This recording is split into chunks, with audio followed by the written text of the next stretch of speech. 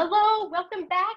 This is the Founders and Innovators morning show. And today I'm so delighted to be here with Vikram, who is the co-founder of both phonebloggers.net and Videosocials.net. Did I get both of those right? Yeah, you got it. Excellent. Well, thank you for having being me, here. Joia. Yeah, I'm looking forward to chatting. I'm looking forward to hearing your story because I know you have this really interesting story of starting out with the phone bloggers and then just recognizing how technology is changing, how the world is changing, and how that's really influenced your whole journey. So tell us about that. How did you get started and where are you at now? Yeah, so my partner Mark Bullock and I started phonebloggers.net about 9 years ago. Also in a very similar fashion to Videosocials. It was a side project back then. It was out of necessity. And we work with pretty much the same type of clientele. Our clients and now our members are lawyers, accountants, consultants, boutique everyday service professionals. And they get their clients, their new business, predominantly through word of mouth referrals. So they need to stay top of mind with everyone they know, their past clients, their networking colleagues. They may do a lot of presentations and speaking engagements. So all the people they meet at those types of conferences, they all become business cards in a drawer or the old school Rolodex or just kind of people on LinkedIn that they connect with sort of by obligation. And, as the saying goes, if we're out of sight, we're out of mind, and we're out of those referrals. And so we needed to solve that challenge for our clients who are busy doing great work for their clients. And so very often the marketing stuff falls by the wayside. And we said, well, back then, what if we just interviewed our clients over the phone, audio recorded what they say, transcribed it into text, edited what they said so that it's still their words, their personality, but we can shape it up into a finished article that they could then approve, and they could edit if they wanted to, but approve one way or another. And these are short blog posts, things that should be read within 2-3 minutes. And with their approval, we can then publish it on their blog website and get it out there on their social media, the relevant platforms, depending on their market, put it together into an email newsletter, and kind of deal with the word of mouth, intranet word of mouth trio that every professional service firm needs to do on a week-to-week, month-to-month basis. And that has been tremendous. We've got staff who work around the country, wonderful clients who work around the country, and it's a great way for them to engage with their potential clients through email, through the website, through LinkedIn. But a funny thing happened a couple of years ago, and I'm sure everyone has noticed. So Facebook officially announced it about 2 years ago, I think like 2017, that they were going to prioritize video. I remember reading it and going, oh, okay, that's fine. Last year, LinkedIn followed suit, as they typically kind of follow the leader, and they announced that they were going to prioritize video posts. And we could probably see it anecdotally now, right, Joia? Like if you spend any amount of time on LinkedIn, and anyone else watching this, you go into your LinkedIn app or you log into LinkedIn, and now literally you scroll, and it's like every other post is video.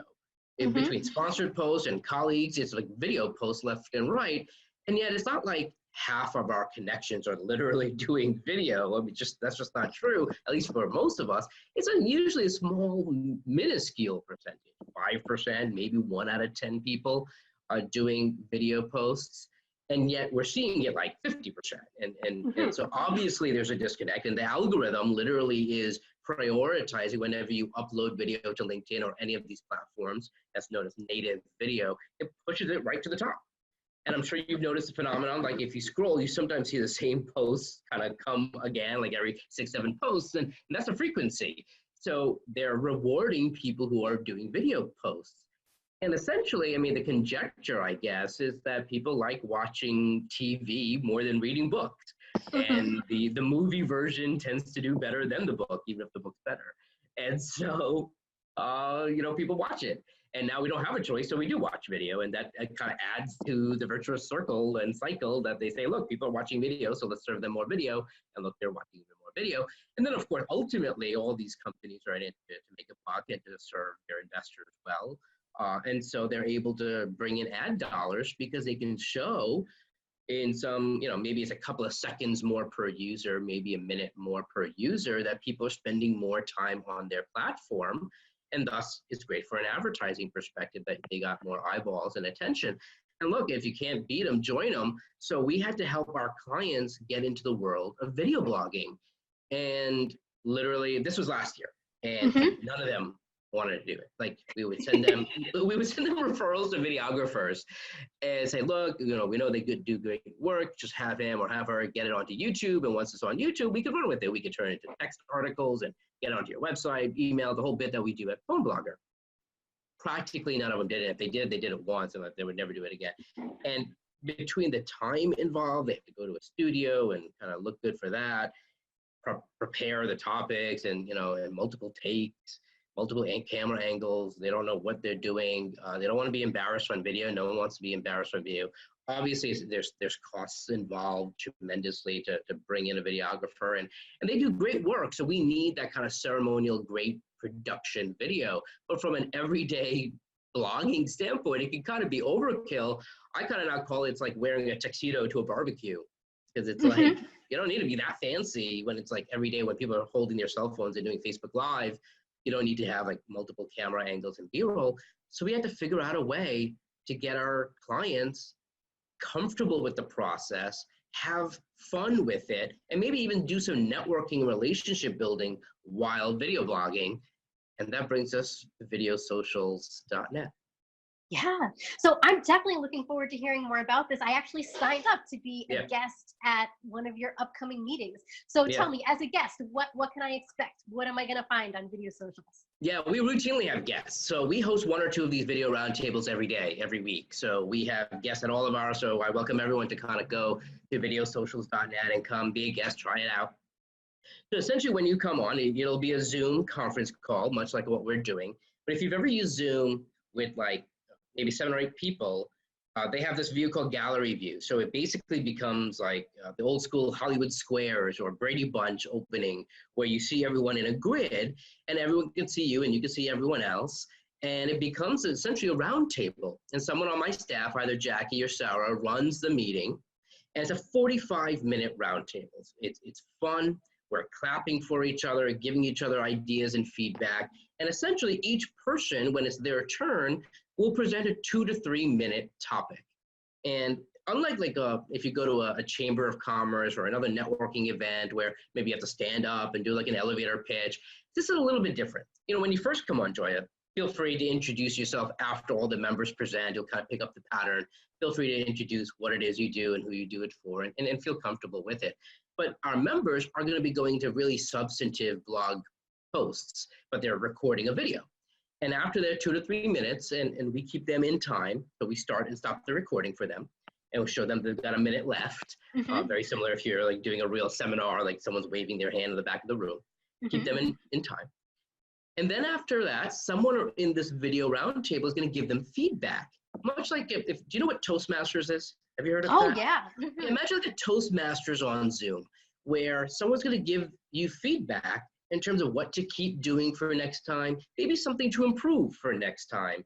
And then whether or not that was really good practice, step in the right direction, or go ahead, it's ready for prime time, you should post that video. And it takes some people maybe 2 or 3 times of practice of honing their message to really get that video right.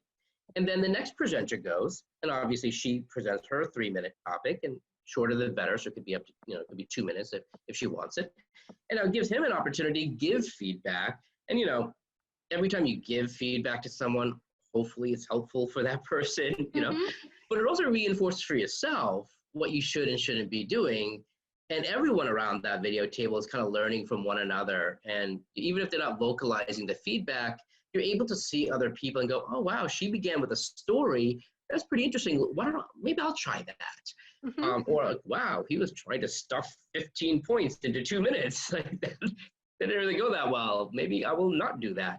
So everyone's learning kind of messaging and presentation skills from each other and really how to hone their sound bites, let alone the real substantive knowledge, because you're able to learn, what it means to have a living will versus a regular will, or, what are the different tax implications of the different type of business corporation types. I mean, they're like everyday topics, right? So, they're not necessarily the most exciting topics, but these are very informative things that you're going to learn. And everyone's an attorney or accountant or a consultant or a coach. So they're really able to learn and network with one another. So we're clapping for each other, laughing with each other. 45 minutes later, everyone's recorded their video blogs together, fun and done. And that's part one. Part two, every participant gets, so when you present yourself, right after, you'll get about half hour later, you'll get a link to your recording on a private preview page. And that's our technology. On that platform, as it's called, it's private, so the video isn't public, you're able to type in the title of what you presented. And that gets branded right onto the video. And at step 0, as I call it, kind of the step that you can do and you never really have to do after the first time, is you upload your logo, your contact info, any professional disclaimers that you're required to show, that gets added to your dashboard, your database. So that gets added to the end of the video automatically for every video. So it's kind of a set it and forget it until you need to update your logo or what have you. And of course, the title changes per video. And then once that cooks and processes, it's push button self-promotion to the social media platform. So it's all integrated. You click YouTube, post it on your YouTube channel or the Videosocials YouTube channel, depending on what our members have, depending on how sophisticated their marketing is. Automated, very easy. They can then take that pre-recorded video, push Facebook, and choose to stream this video as a Facebook Live video onto their page, their profile, their group. They get to choose where they want to stream simulated live. Likewise, they can post this video onto their LinkedIn, pretty semi-automatic. They can download the video if they want to keep it for private use, like premium content or their clients, what have you. If they're building a video course, you may want to not release it right away. Or maybe they don't use it because it's really just practice and they rinse and repeat and come to the next club and maybe do that same topic again, get some more feedback, hone it in. And it's pretty neat where after about 2-3 times doing this, people get really comfortable and they kind of loosen up and forget that they're talking to a camera because they get to know people and people get to know them. So it becomes very comfortable and very fun.